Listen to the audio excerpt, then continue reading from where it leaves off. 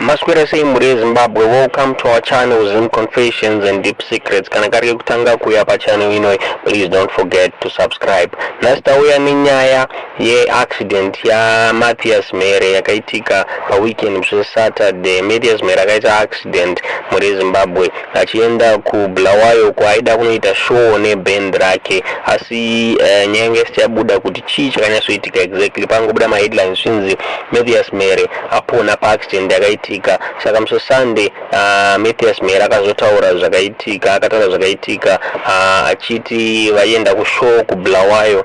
Saka ari kunzi driver wekombi yavaenda nayo anenge akabatwa nehope because vaifamba manheru. Saka vanga kusvika pa bridge kombi vanga nayo kwakubuda mu road chinokweshera pa masimbi epa bridge muri Zimbabwe.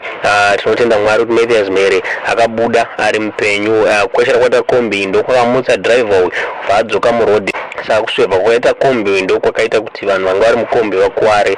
Saka zviri kunzi Mathias Mhere amakuwara zvakanyanyisisa, angokuwara pa chest nekumusana and chakaradzwa kuti anyanyokuwara inyaya yekuti akazokwanisa kuperforma show yamangwana imusi wamangwana acho. Asi munhu ayaidza best guitarist wake ndiye ari kunzi akuwara zvakanyanyisisa. Muri Zimbabwe tinongotenda Mwari kuti murume uyu akapona mu accident iyi. Tichingoti kana tichifambawo muri Zimbabwe ngatifambe zvakanaka. Tinokuudza madriver kuti afambe zvakanaka uyezve kuti tisafambe manheru muri Zimbabwe. Tine hope kana uchinge waneta zorora ufambako zvakanaka muri Zimbabwe.